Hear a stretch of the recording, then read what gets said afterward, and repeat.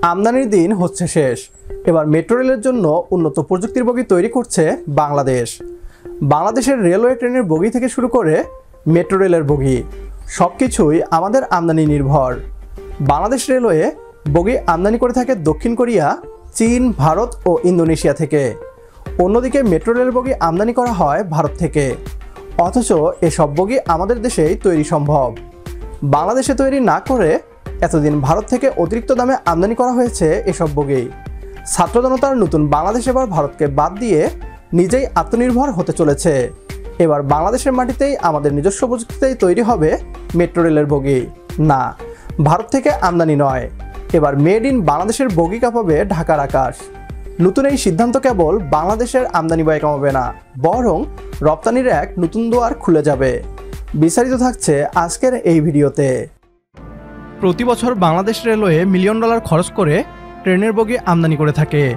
এরপরও যাত্রী চাহিদার তুলনায় রেলওয়ে বগি সংখ্যায় অনেক কম, যা একদিকে যেমন যাত্রী সেবাকে ব্যাহত করছে, অন্যদিকে বাংলাদেশের বিপুল বৈদেশিক মুদ্রা খরচ হচ্ছে। বাংলাদেশের মতো বিশাল এক জনসংখ্যার দেশে কেবলমাত্র বগি আমদানি করে চাহিদা মেটানো সম্ভব নয়।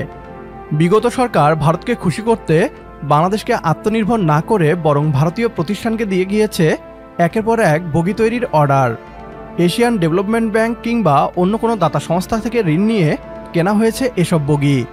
তবে সরকার চাইলেই এই অর্থ দিয়ে বাংলাদেশের মাটিতে একটি বগি ম্যানুফ্যাকচারিং ইউনিট তৈরি করতে পারত, যেখানে ঢাকা মেট্রো রেলের মতো আধুনিক বগি থেকে শুরু করে বাংলাদেশ রেলওয়ের বিলাসবহুল ট্রেনের বগি তৈরি হবে।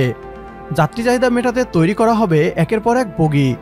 বাংলাদেশের রেলওয়ে শ্রমিকরা এতটা দক্ষ যে ম্যানুফ্যাকচারিং ইউনিট না থাকার পরও সৈয়দপুরের কর্মীরা নতুন বগি তৈরি করছে এবং পুরাতন বগি সংস্কার করছে। তাদের যদি আধুনিক বগি তৈরির ম্যানুফ্যাকচারিং ইউনিট তৈরি করে দেয়া হয়, তাহলে তারা চমকে দিবে বিশ্বকে। আমাদের সেই আশা এবার পূরণ হতে চলেছে। অন্তর্বর্তী সরকারের প্রধান উপদেষ্টা ডক্টর মোহাম্মদ ইউনূসের হাত ধরে আমাদের সেই আশা এবার পূরণ হতে চলেছে। ভারত নয়, এবার মেট্রো রেলের আধুনিক বগি বাংলাদেশেই তৈরি করা হবে। এরই মধ্যে শুরু হয়েছে প্ল্যানিং। ঢাকা মেট্রো রেলের নির্মাণ কাজে আরও বেশি পরিমাণে দেশীয় সরঞ্জাম ব্যবহারের উপর জোর দিয়েছে সরকার। অবকাঠামো নির্মাণে এতদিন দেশীয় রড ও সিমেন্ট ব্যবহার করা হয়েছে। এর পাশাপাশি এখন থেকে দেশীয় গ্লাস ও বৈদ্যুতিক তারের ব্যবহার বাড়ানোর সিদ্ধান্ত হয়েছে। ব্যয় কমানো এবং সময় সাশ্রয় সহ দেশীয় শিল্পকে সুবিধা দিতে সরকার এই উদ্যোগ নিয়েছে। বর্তমানে ঢাকার উত্তরা থেকে মতিঝিল পর্যন্ত মেট্রো রেল চলাচল করছে। এই পথটির নাম MRT লাইন 6। এটি এখন মতিঝিল থেকে কমলাপুর পর্যন্ত সম্প্রসারণের কাজ চলছে। ঢাকায় আরও 5টি মেট্রো রেল লাইন নির্মাণের পরিকল্পনা নেওয়া হয়েছে।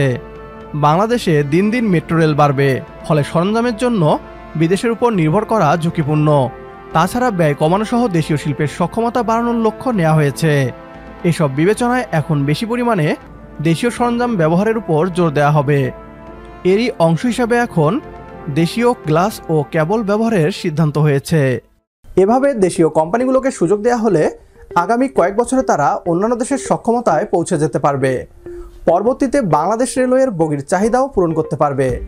এতে যেমন বাংলাদেশের ভারত নির্ভরতা কমবে, সেই সাথে আত্মনির্ভর হবে বাংলাদেশ। একটা সময় আসবে যখন বাংলাদেশ বগি আমদানি করবে না, বরং রপ্তানি করবে ভারত, চীন, ইন্দোনেশিয়া ও কোরিয়ার সাথে পাল্লা দিয়ে। একমত হলে কমেন্ট বক্সে ইয়েস লিখে জানিয়ে দিন আমাদের। সেই সাথে ভিডিও শেয়ার করে দেখার সুযোগ করে দিন আপনার বন্ধুদের। পরবর্তী ভিডিও দেখার আমন্ত্রণ জানিয়ে বিদায় নিচ্ছি আজ। আল্লাহ হাফেজ।